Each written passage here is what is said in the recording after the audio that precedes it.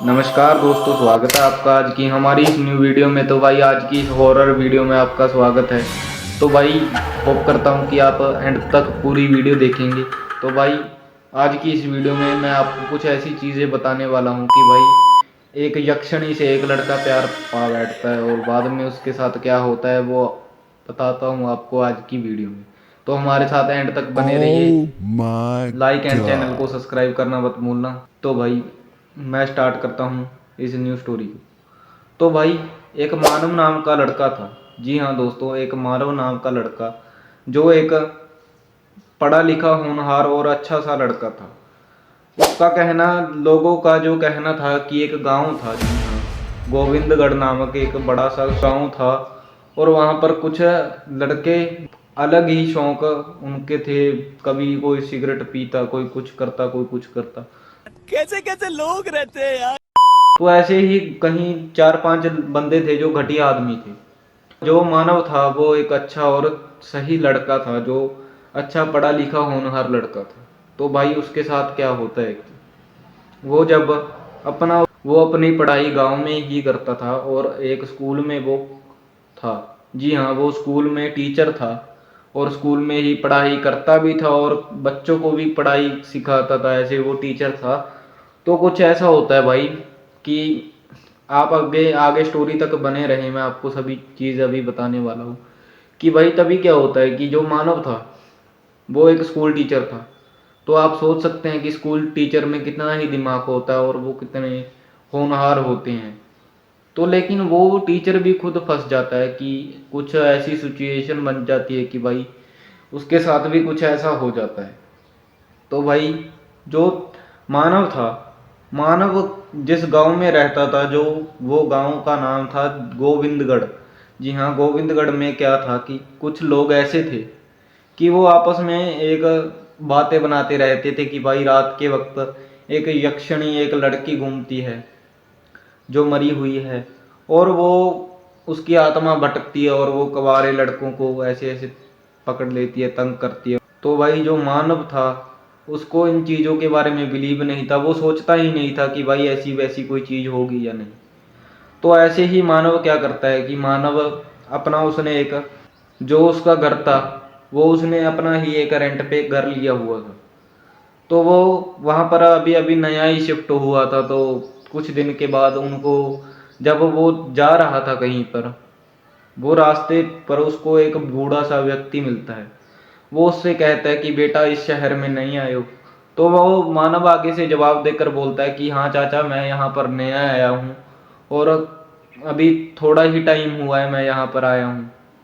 तो वो जो अंकल थे, जो बुजुर्ग व्यक्ति था, वो उससे कहते हैं कि बेटा अगर आप नहीं आए हो तो मैं आपको एक चीज़ बताना चाहूँगा कि आपको उसके बारे में अभी जान लेना चाहिए, क्योंकि आगे उसके बारे में आपको उस चीज़ के बारे में अगर नहीं पता चला तो आपके साथ क्या पता ऐसी घटना हो सकती है।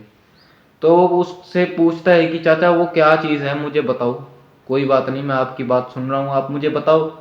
तो वो कहता है कि बेटा इस शहर में एक यक्षिणी घूमती है जो कवारे लड़कों को ऐसे करके तंग कर लेती है भी।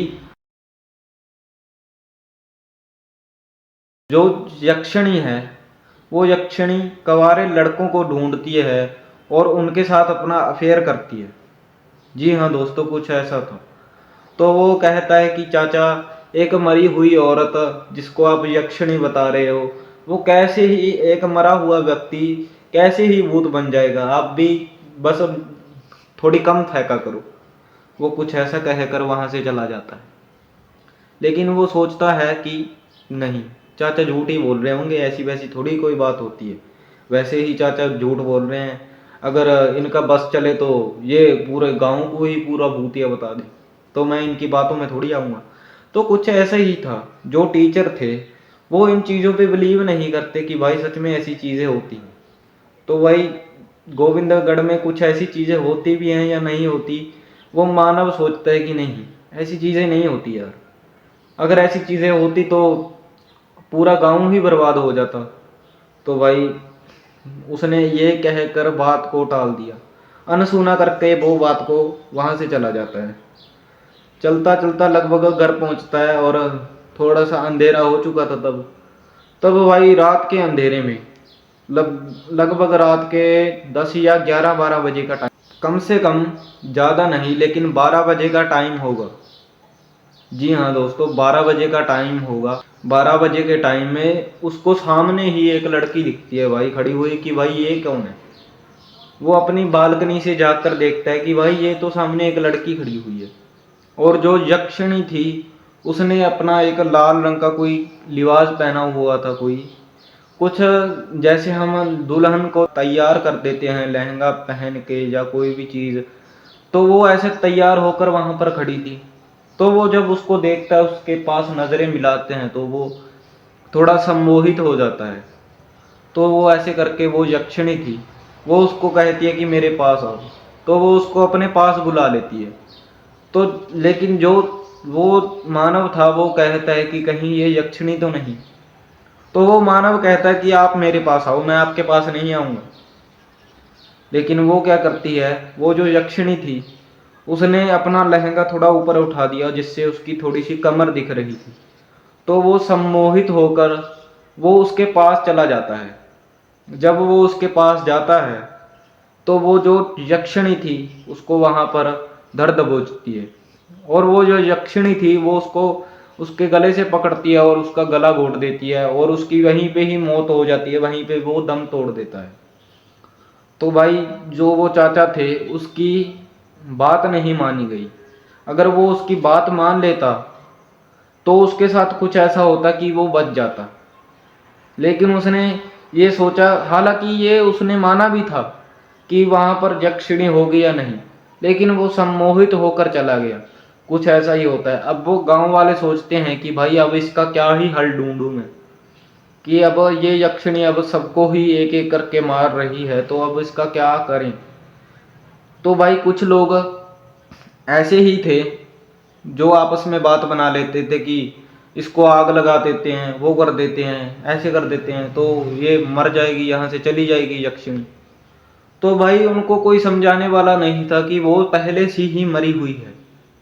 लेकिन वो पहले से मरी हुई को वो लोग साबित कर देते हैं कि ना, ये तो खत्म इसको करने वाला हूँ मैं। तो भाई वहीं पर कुछ दिनों के बाद वहां पर मानव का जो भाई था वो आता है, और वो वहां पर जाकर कहता है कि मैं अब इसको कुछ भी हो जाए मैं इसका अंत करके ही रहूंगा। तो लगभग उसके रात के 12 बजे हुए थे। वो एक तांत्रिक से मिल के आया था, जिस तांत्रिक ने उसको ये कहा था कि आप सम्मोहित होकर उसको अपने पास बुला लेना, लेकिन उसके पास नहीं जाना, ये गलती मत करना आप। तो वो क्या करता है कि रात के वक्त वो उसको कहता है कि तुम मेरे पास आओ, मैं आपके पास नहीं आऊंगा। अगर तुम इतनी ही सुंदर हो तो मेरे पास आओ।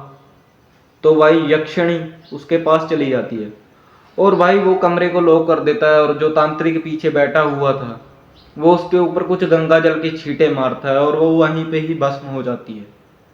तो भाई ये थी एक अच्छी और हॉन्टेड एक स्टोरी।